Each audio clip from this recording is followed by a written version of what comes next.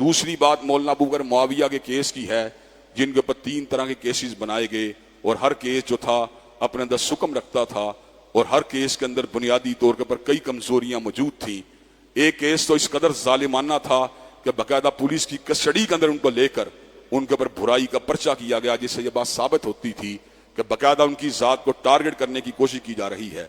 हजरात गिरामी का जिना हो या अमले कौम लूत हो, इसका इर्तिकाब करने वाला किसी रूह रियायत का हकदार नहीं, उसको सदाए मौत मिलनी चाहिए। जिनाकार अगर गैर शादीशुदा हो तो उसको 100 कोड़ों की सदा है और शादीशुदा उसको रजम की सदा है। और अमले कौम लूत का मुर्तकिब चाहे वो गैर शादीशुदा हो या शादीशुदा हो, दोनों सूरतों में सदाए मौत का हकदार है। लेकिन हजरात गिरामी का जहां पर बदकिरदारी एक संगीन नोयत का जुर्म है, वहां पर इस्लाम में तोहमत तरादी की भी कोई गुंजाइश मौजूद नहीं है। चुनाचे अगर कोई बंदा इस तरह की बात करता है और अपने दावे को सबूत करने के लिए 4 गवाहों को लेकर नहीं आता, तो अल्लाह तबारक व तआला ने ऐसे बंदे के ऊपर 80 कोड़ों की सदा का हुक्म दिया है।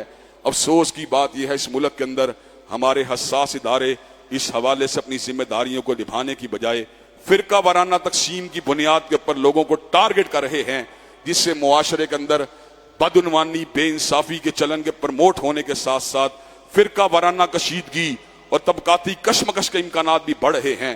हजरात गिरामी का अपने मुतालबे के ऊपर कायम हैं। हम अदालत के साथ इंसाफ की उम्मीद रखते हैं और पुलिस ने इस बात का मुआहदा किया था गुज़श्ता हफ्ते के अंदर कि हम इस हवाले से अदालत को जो मामला तफवीज़ होंगे उसको मेरिट पे हल किया जाएगा। लेकिन रात एक बारी फिर एक पोस्ट लगा दी गई, अदालती फैसले से कबल ही मौलाना अबू बकर मुआविया को मुजरम करार देने की गलत जसारत की गई। हजरात गिरामी कदर, इस मुल्क में इंसाफ का हकदार जो है मुल्क का हर शहरी है, चाहे वो शिया हो, सुन्नी हो, देवबंदी हो, बरेलवी हो, अहले हदीस हो, हर बंदे को इंसाफ मिलना चाहिए।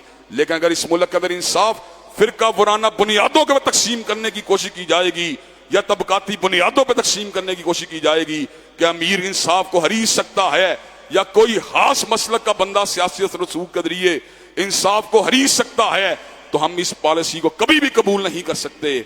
हम इंशाअल्लाह अमन के लंबरदार हैं, इंसाफ के लंबरदार हैं और मुल्क में किसी किस्म की बेइंसाफी को कबूल करने के लिए आमादा और तैयार नहीं हो सकते। वो लोग जो हमारी शराफत को कमजोरी समझते हैं वो सुन लें कि इंशाअल्लाह ना झुके हैं, ना बिके हैं और ना ही किसी जुल्म के मुकाबले के ऊपर सरनगू हुए हैं। अल्लाह के फजल करम से हजरत अल्लामा शहीद ने भी जुल्म और बर्बरियत का मुकाबला किया, हम भी इंशाअल्लाह जुल्म और बर्बरियत का मुकाबला करेंगे।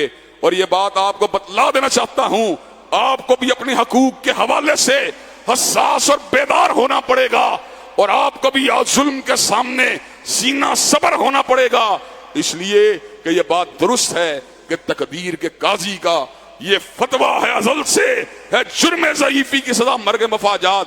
हजरात गिरामी कदर कि आप क़याम अमन और इंसाफ के लिए पुलिस और इंतजामिया जो है उसके सामने हक के मुतालबे करने के लिए तैयार है इंशाअल्लाह, क्या हक बात को करने के लिए तैयार है इंशाअल्लाह। इंशाअल्लाह अल्लाह तबारक व तआला के फजल करम से हक का फुरेरा लहराएगा और वो लोग जो मुल्क को तबकाती कशमकश की नजर करना चाहते हैं और फिरका वाराना बुनियादों के ऊपर इंसाफ के अमल को सबोताज करना चाहते हैं, इंशाअल्लाह जलीलो खार भी होंगे, शर्मिंदा और रुसवा भी होंगे, चाहे कितने बड़े असर रसूख वाले भी हों।